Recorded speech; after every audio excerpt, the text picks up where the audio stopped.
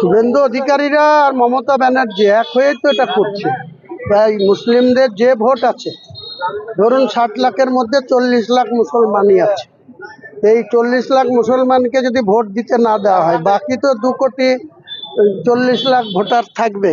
তারা ঠিক জবাবটা দেবে। তাদের আত্মীয় স্বজন, তার জাত ভাই, তাদের সহাবলম্বী মানুষের সঙ্গে এই দুর্ব্যবহার করলে তার পাপের ফল এই শাসক দলকে আর বিজেপিকেই ভোগ করতে হবে। শুভেন্দুও টের পাবে, মমতাও টের পাবে। তার মানে এসআর নিয়ে আপনি বিজেপির সঙ্গে সঙ্গে তৃণমূলকে একই সঙ্গে চোরে চোরে মাসতুতো ভাই, যেমন শুভেন্দু তেমনি মমতা।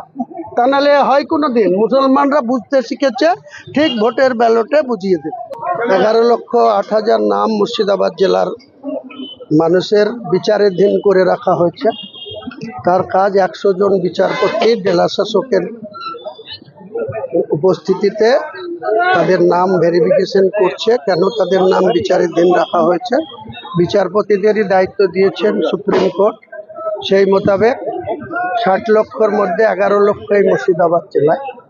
তাদের নাম সঠিকভাবে ভেরিফিকেশন করে যাতে পুরো নাম উঠে, কারণ তারা 10 বছর 15 বছর 20 বছর ধরে ভোট দিয়ে আসছে। তারা ভারতীয় নাগরিক, তাদের জেনুইন ভোটার। সেই ভোটারদের নাম বাদ দিয়ে কোনোদিন নির্বাচন হতে পারে না। কাজেই ইলেকশন কমিশনের এটা মরাল ডিউটি যে প্রত্যেকটা ভোটারকে তাদের ভোটাধিকার প্রয়োগ করতে দেওয়া।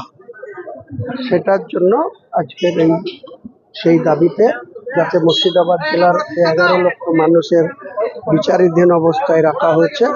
প্রত্যেকটা মানুষ প্রচণ্ড দুশ্চিন্তার মধ্যে তারা জীবনযাপন করছে। তাই সেই সব ভোটারদের ভোটার তালিকায় নাম না ওঠা পর্যন্ত আমরা যাতে নির্বাচন না হয়, তাতে ডিউ টাইমে না হয়ে যদি দেরিও হয় তাতেও আমাদের আপত্তি নেই। কিন্তু গোটা বাংলায় 60 লক্ষ আর মুর্শিদাবাদে 11 লক্ষ নাম পুনরায় ভোটার লিস্টে সংযোজন করবো। প্রত্যেকটা বিডিও অফিস ঘেরাও করব এবং বিডিও অফিস থেকেই তো ভোটগুলা পরিচালনা হয়। সেখানে যারা ভোট নিতে যায় তাদের ক্যাম্প হয়, তারপরে তারা বুথে বুথে যায়। কাজে আমরা বিডিও অফিসগুলো ঘিরবো। এই বহরমপুরে কষ্ট করে আসবো না, আমরা প্রত্যেকটা বিডিও অফিসে ডেপুটেশন দেব, ঘেরাও করব। সেখানে যাতে এই ভোটারদের নাম না সংযোজন করে যাতে না করতে পারে। কিছু তৃণমূলের মস্তানকে ব্যবহার করা হয়েছে, আমাদের গাড়ি ফাড়ি যারা আসছিল তাদেরকে আসতে দেওয়া হয়নি।